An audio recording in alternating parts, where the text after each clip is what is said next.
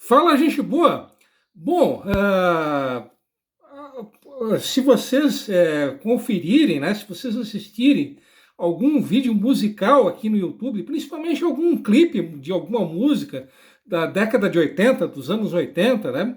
E se vocês conferirem os comentários a respeito desse clipe musical, vocês encontrarão comentários como: nossa, nos anos 80 era uma maravilha, havia mais amor, as pessoas se respeitavam, era tudo uma maravilha, era um paraíso na Terra, enfim, né? Bom, para quem não viveu essa época, né, já há mais de 30 anos atrás, a já longínqua década de 80, né? Aqui vai uma rápida curiosidade, na verdade, duas rápidas curiosidades, tá? Ao longo do ano de 1989, né, isso há 34 anos atrás, a inflação, ao longo de todo o ano de 1989, a inflação brasileira, obviamente, foi de 1.764%. Sim, isso mesmo que vocês acabaram de ouvir, tá? Eu não estou falando do número de gols que o Manchester City fez no Fluminense na final do Mundial de Clubes, tá?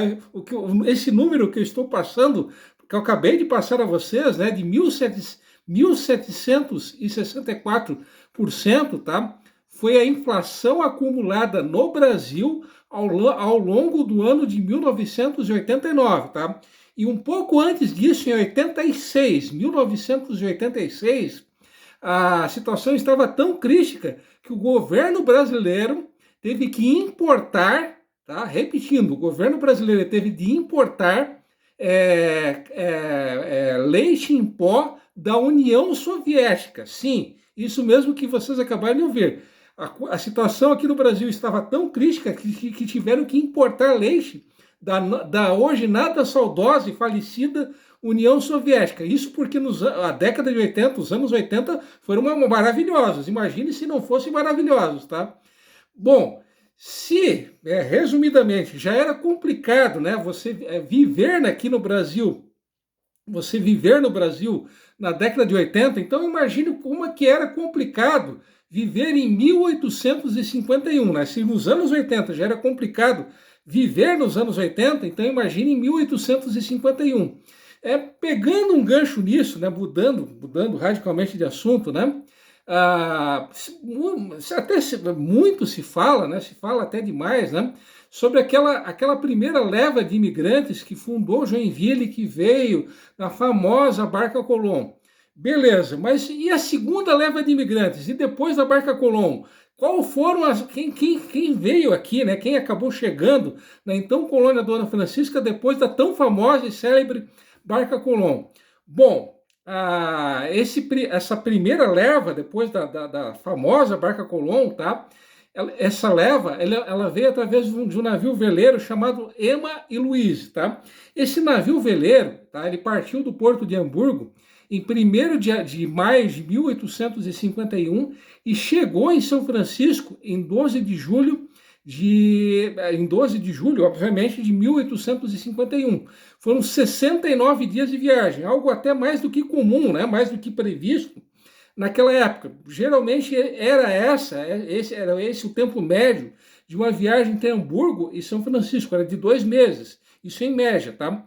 Bom, o curioso é que esse navio, né, o Emma e Louise, tá? Ele não, ao contrário do que acontecia, essa viagem, tá? Ela não foi diretamente até São Francisco. No meio da viagem, esse navio ele acabou parando no Rio de Janeiro. Mas afinal de contas, vocês devem estar se perguntando por que eles pararam no Rio de Janeiro? Foi para assistir um jogo do Vasco? Obviamente não, né? Bom, claro que não. Bom, é que na cidade do Rio de Janeiro havia uma filial, uma representação da Sociedade Hamburguesa. A Sociedade Hamburguesa, sobre a qual eu já comentei incontáveis vezes aqui no canal, aquela famosa empresa que loteou e colonizou Joinville.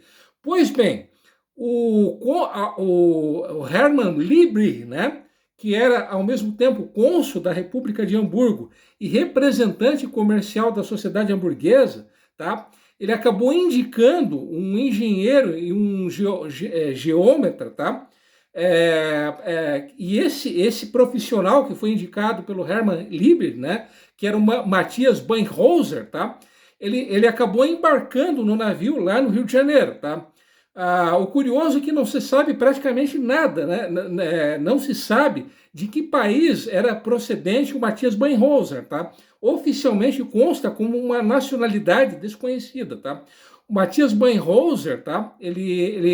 Além de engenheiro, a função dele seria a de demarcar os lotes dos imigrantes, tá?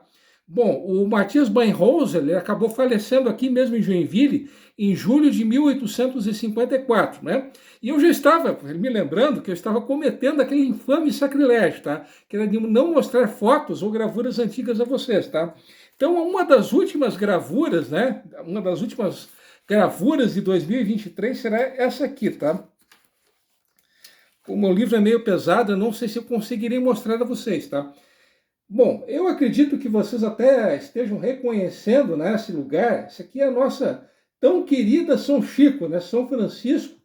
E essa gravura que vocês estão vendo, ou que eu, pelo menos eu estou tentando mostrar a vocês, tá? Ela é de 1852, tá? A gravura seguinte, tá? É essa aqui, tá? Essa gravura, possivelmente, ela também é de 1852, tá? Aqui aparecem três moradias, né? Três casas de moradores da então colônia Dona Francisca, tá? Uma dessas casas que vocês estão vendo, ou que eu estou tentando mostrar, é justamente do Matthias Beinhauser, tá? Que é esse cara que eu estou falando a vocês, né? Tem mais uma outra gravura bem interessante, né? Uma foto, na verdade, tá? Só um instante. O livro aqui é meio pesado, meio complicado de manusear, tá? Mas, né? Essa foto, isso aqui que vocês verão, tá? Isso aqui, tá? É uma foto, tá? Da carta de naturalização do Jacob Hitzmann, né? O Jacob Hitzmann, ele era um suíço e ele veio por essa leva, né? Ele era um dos passageiros que vieram pelo Emma e Luiz, tá? E aqui, né, uma coisa mais do que comum na então colônia Dona Francisca, né? Que era um engenho de mandioca, tá? Bom, fotos mostradas à parte, tá? Voltando ao que interessa, tá? Bom, por esse navio vieram 117 imigrantes, tá? Desses 117 imigrantes, a maioria esmagadora, 101 imigrantes, para ser mais exato, eles eram suíços, tá? Quase todos esses 101 suíços, eles eram do cantão de Schaffhausen, tá? Um cantão suíço, mal e porcamente comparando, ele seria equivalente a um estado brasileiro. Esse cantão de Schaffhausen, que eu estou dizendo, é um território, tá? Um cantão, né? Obviamente, como eu acabei de dizer, que fica na fronteira com a Alemanha, né?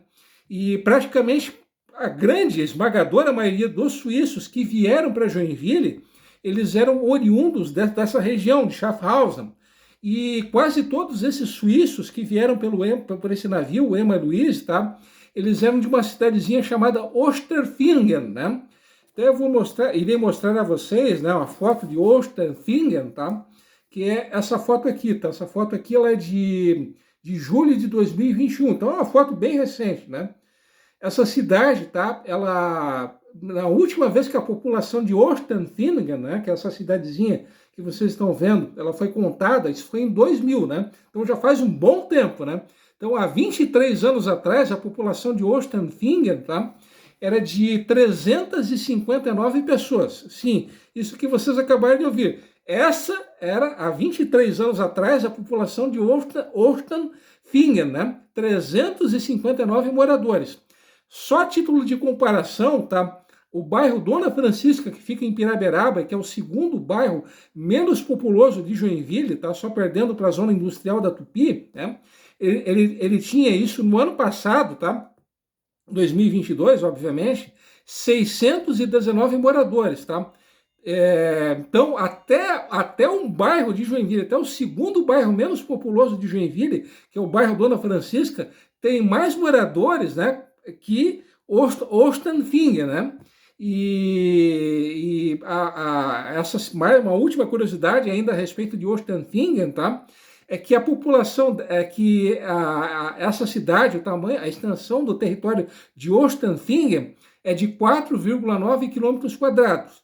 Ainda a título de comparação, o bairro Aventureiro, que é o bairro mais populoso de Joinville, ele tem um território de 9,29 quilômetros quadrados. Então, até o Aventureiro tem mais do que o dobro do que o território de Oostfingen, né? Então, é uma cidade menor, pequena, mas pequena mesmo, né? Uma cidade minúscula. Mas, enfim, voltando, tá? Como eu ia dizendo, né? Quase todos esses imigrantes que vieram nessa segunda leva, né, essa leva de julho de 1851, eles eram suíços, né? Bom, entre os 16 que não eram suíços, tá? Muitos deles, curiosamente, eram de nacionalidade desconhecida, e entre os que tinham a nacionalidade conhecida, ou eles eram de algum país que mais tarde se uniria para formar a Alemanha, como a Prússia e Hanover, tá?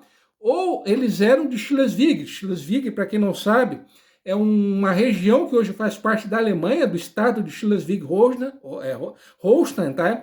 E durante mais de 400 anos, de 1460 até 1864, essa região ela pertenceu à Dinamarca. Então, esses imigrantes que vieram por esse navio, Emma e Luiz, né? Eles eram dinamarqueses, vírgula, né? Então, na época, eles tinham a nacionalidade dinamarquesa, tá? E ainda a respeito voltando, né? Voltando ao assunto, ao que nos interessa, tá? Nesse navio, tá? Havia a personalidade, né?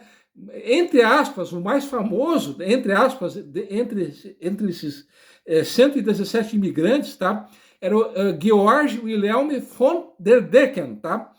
No próximo vídeo eu contarei a respeito dele, tá? Então, como esse vídeo já está longo, eu não quero mais torrar a paciência de vocês, tá? Então, mais curiosidades no vídeo seguinte, tá? Então, até lá, beleza?